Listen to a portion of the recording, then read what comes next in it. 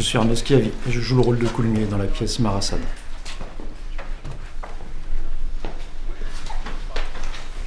En tant que directeur du lycée de Charenton, bienvenue.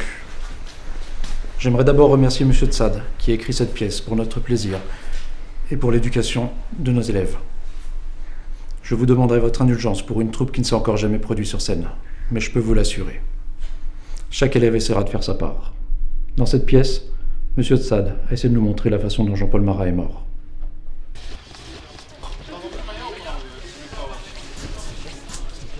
Alice, t'as des nouvelles de Pedro? Il m'a pas appelé, c'est trop bizarre.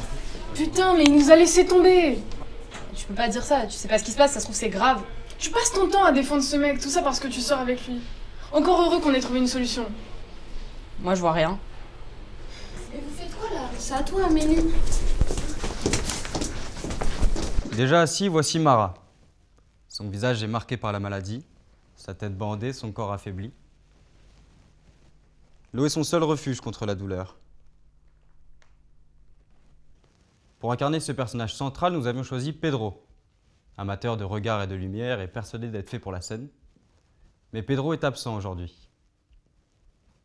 Marat ne sera donc pas incarné par lui, mais par sa représentation.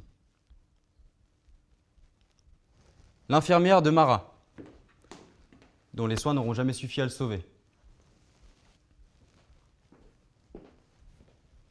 Simone Évrard. Ce rôle d'une femme dévouée et silencieuse est interprété par notre chère camarade de classe Amélie, profondément marquée par la disparition de Pedro. Certains parlent d'un lien secret entre eux. Marat et Évrard furent unis un temps.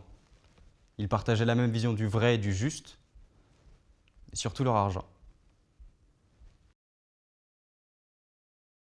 Et vous ne pouvez plus l'arrêter. Notre classe a longtemps tout supporté. Aujourd'hui, elle prend sa... Voici comment je vois ta révolution. Vous oubliez que c'est votre inadvertance. Voici comment je vois ta révolution. Beaucoup Les hommes d'entre vous souffrent ont de bonnes de leur relations corps, de leur manque, appuyées de par ce que vos l'autre parents. possède. Voici. Mais Alice, t'es toujours pas en costume. On t'attend sur scène dans 5 minutes. Il est où mon couteau? C'est ça qui va te le passer. Tu trouves pas que Pedro c'est quand même un sale con? Oui, un peu, mais là, c'est pas le moment.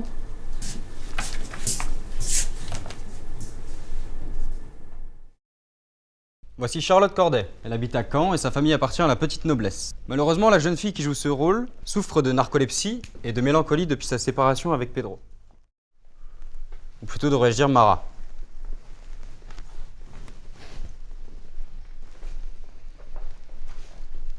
La pièce que nous allons vous présenter aujourd'hui... Assez. C'est que le début, ça. Oui, nous vous donnons droit à l'opinion. Pas l'opinion, mais ce droit s'accompagne de limites, des limites qui donnent... Putain, j'ai vraiment écrit de la merde. Un semblant de vertu à vos paroles, que parler de ce que l'on ne comprend pas, ce n'est ni penser... Alors t'as des nouvelles de Pedro? Non, Je comprends pas pourquoi on continue sans lui. il est pas là et pourtant tout tourne encore autour de lui. On dirait qu'il tire les ficelles sans même être sur scène. Tu crois? Ah, tu vois bien, enfin, les regards, les trucs qui dévient... C'est jamais frontal avec lui. Ou alors c'est toi qui as besoin qu'il soit là. Faut qu'on y aille, c'est la première visite.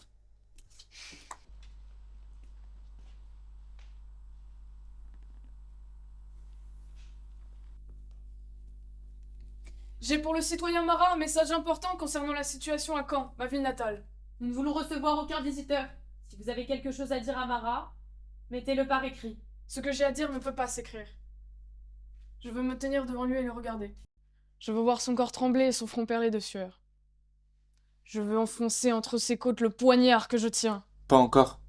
Tu dois venir frapper à sa porte 3 fois.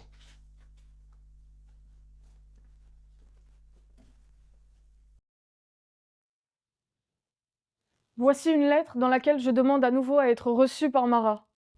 J'ai droit à son aide. Une suppliante. La dame de Caen. Voici comment je vois ta révolution. Les hommes souffrent, de leur manque, de ce que l'autre possède. La soupe est brûlée, les chaussures blessent, les couples se déchirent. Alors ils cherchent un sauveur, celui qui affirme pouvoir tout réparer. On leur promet que tout changera, un mot, une cause, un homme. Mais rien ne change. Tu nous as menti, camarade. Tu as distribué de faux espoirs à un peuple déjà à genoux. Ne te trompe pas, tout le monde ne te hait pas. Ils te méprisent. Tu n'es plus un guide, tu n'es plus une idée, tu n'es même plus un danger.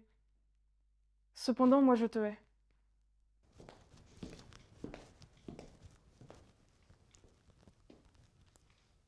Comment ça, il fait si sombre? Attends. Je vais te donner un linge frais pour le front. Ne t'inquiète pas.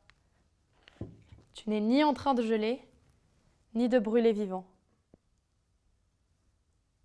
Tes papiers? Je les ai vus il y a un instant à peine.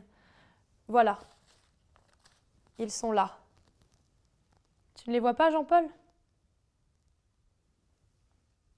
Voici ta plume, Jean-Paul. Là où elle est toujours allée.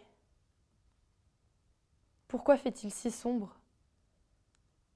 Ce n'était qu'un nuage devant le soleil. Ou la fumée. Il brûle les cadavres.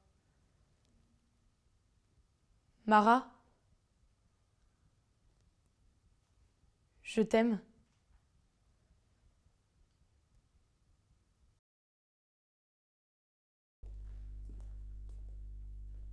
As-tu remis ma lettre à Mara? Je dois lui dire ce qui se passe à Caen où on se regroupe pour le détruire. C'est la jeune fille de Caen.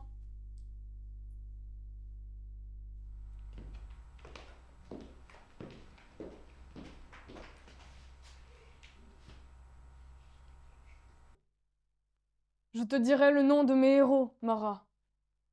Mais je ne les trahis pas, puisque je parle à un homme mort. Je te donne des noms, Mara.